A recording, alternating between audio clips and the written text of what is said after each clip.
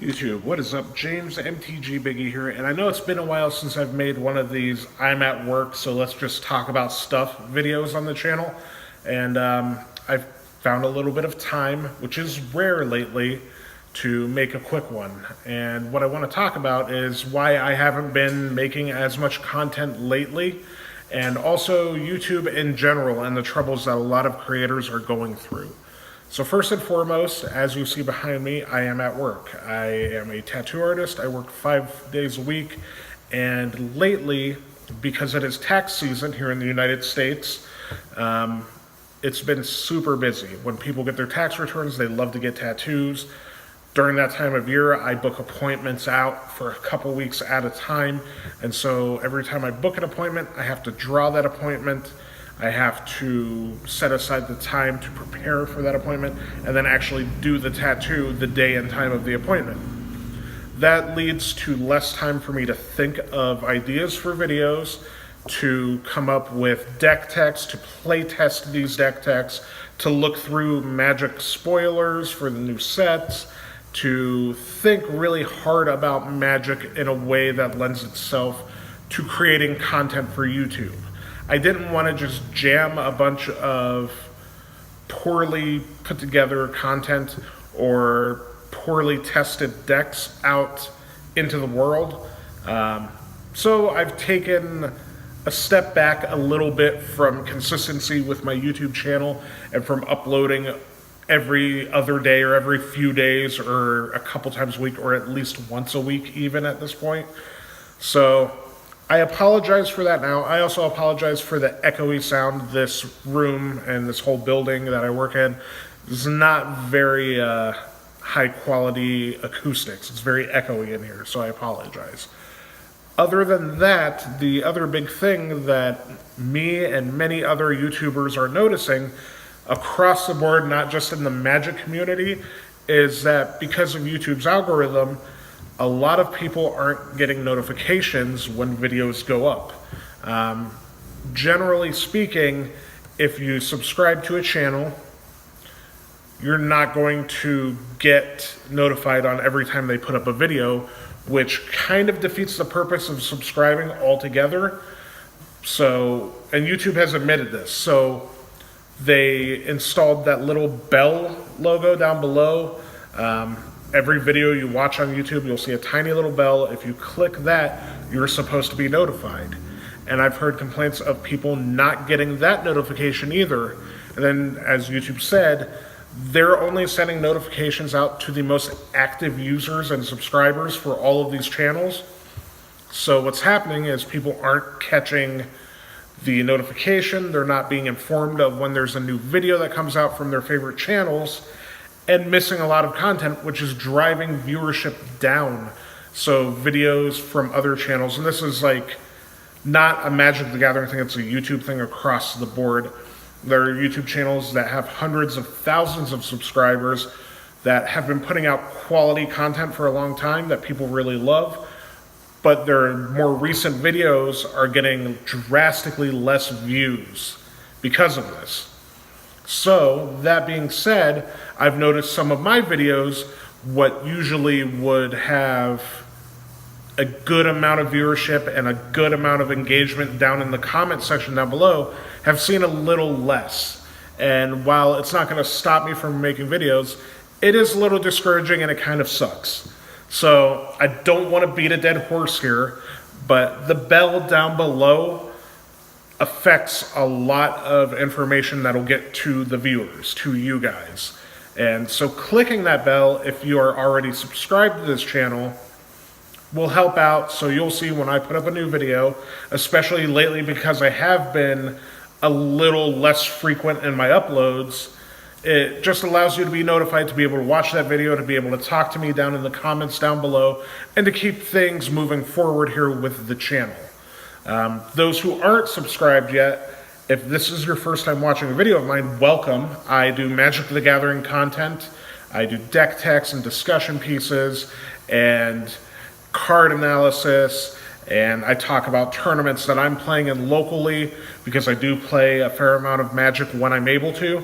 And so welcome to the channel, and if you will subscribe, please do so down below. And after that, the bell notification is always helpful. Again, sounding like a broken record here, but it is important that not just myself, but other content creators in the Magic community and on YouTube in general that put a lot of effort into their work are getting the views, and that you're getting to see the entertaining videos that you like to watch. If you've watched this video here, it's probably because you like something about what I do on YouTube. If you don't and you're still watching this video, well, thanks, I guess. If you think I'm a terrible YouTuber, let me know in the comments below, because even the hateful comments help the whole viewership and all that. But that being said, I just wanted to put that out there as a general YouTube update. Now I'll get into some Magic talk, since I don't want to bog down a whole video with the boring technical YouTube-y community stuff. Magic in general has been very fun for me lately. I've gone to play Modern a couple times over the last couple weeks at local shops here, and I have bounced around and played a few different decks lately to varying success, and I have been playtesting for the Star City Games Atlanta Open, which is a team constructed event. I've been figuring out my exact final deck list and how I want to approach that tournament. I'll be playing Legacy for my team. I'm playing with my good friend Sean and another local player who's a super good dude, a dude named Brandon, who will be playing Standard and Modern respectively. And I've been trying to play and take in and watch and pay attention to Legacy as much as possible. So in addition to the working with the tattooing and all that, having a busy schedule that way, when I do play Magic and think about Magic, it's thinking about how to approach a team tournament and how to play Legacy in the current meta, which those who have watched this channel at all know that I play Death and Taxes. That is my Legacy deck of choice. Right now, Death and Taxes isn't incredibly positioned, but I think it's one of those decks that's always at least decent and really rewards you for knowing how to play it and for adjusting and tuning your deck to be at a certain meta, which is what I'm trying to figure out right now. The expected meta for Atlanta, for Star City Games, it's going to be pretty wide open, but lately on the Star City Tour and at GPs, it has been a lot of Grixis Delver, a lot of Check Pile, and a lot of lands have been like the top three, in addition to other Death and Taxes and mono red Stompy, which are like Blood Moon, Prison style decks. I expect to see a lot of that stuff, although if you tune your deck too hard for those matchups, you lack elsewhere. So it's really hard to position yourself to have a solid tournament when you're playing a deck that is of a lesser power level or a lesser card quality level than something like Grixis Delver, where they're in 3 colors and they just get to play the most powerful cards across those colors. Being on mono white, you have white cards, you have artifacts. That's it. Some Death and Taxes players are getting cute and splashing either red or black and red in some combination to give them a little bit more of a way to get free wins through Magnus of the Moon, Blood Moon effects. I thought about that. I'm not sure I'm going to do that. It's still up in the air. I still might. But as of right now, I've been devoting a lot of time into thinking about and taking in and watching and playing and learning as much as I can about the current meta and figuring out how to attack it. Worst case scenario, I'm going to have to lean hard on my Modern and Standard player, which I don't want to do. I hopefully can play my matchups competently, have a successful record, and my Modern player and my Standard player can both do the same in their formats, and then we have a good showing and make day 2 and do well and maybe do really well. The goal is always to win, but with team tournaments, even if you're not winning, it's always a blast. So that's what I've been doing lately with Magic. Dominaria looks great. I think it's going to be the best Magic set since probably the Tarkir block. It feels like it's going to be, at least. I look forward to that. I'm very excited for it. I'm going to start figuring out some standard decks and make some deck techs for the new standard that's coming up with Dominaria. I made one already for Modern. If you haven't checked that out, I'll link it here below somewhere. Check that out. It's a mono white deck in Modern. Surprise, surprise. I play a lot of mono white. But give that a look and let me know what you think. And let me know what some content you guys would like to see. I thought about making some content on at the tournament in Atlanta, on the way there, on the way back, the night of, between rounds, maybe. It depends. Is that something you guys would be interested in? I may do a little bit of vlogging to try to at least get more experience doing that sort of thing. I did it a while ago at a team event that I played locally here with a couple friends of mine and actually won.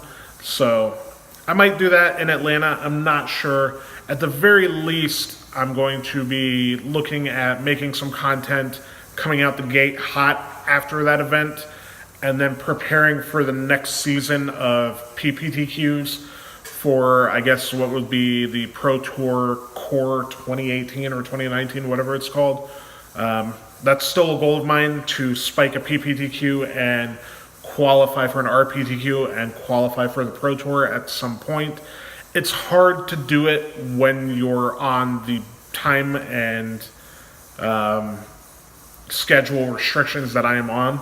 So it is a long shot goal, but still a goal, and I'm gonna try to do it the best that I know how and just play and think about Magic as much as possible, because I think you can get a lot of work done just kind of up here analyzing the meta, thinking about your matchups, learning a deck, which again I'm a huge proponent of. If you don't have access to the very best deck, but you have access to a deck that you like and you learn how to play it, I always recommend sticking with it, which is what I am doing. If I had access to Grixis Delver, maybe I would play it, but I like Death and Taxes. I'm a solid Death and Taxes pilot. I know my deck, and I know the not modern or standard, the legacy meta enough to be able to sort of figure out how to attack it with my deck. Now it's just a matter of doing that. So that being said, guys, I appreciate everything. One more time, not to sound like a broken record, but subscribe down below, click the bell. I'll put a subscribe thing up on the opposite side of the screen somewhere, and that'll get you signed up to see more videos from me in the future. If you're new here, check out some of the back catalog. We've got a lot of different deck techs, a lot of different content for Magic the Gathering, and I hope you guys enjoy it. Comment down below, let me know what you think, and I look forward to hearing from you again soon.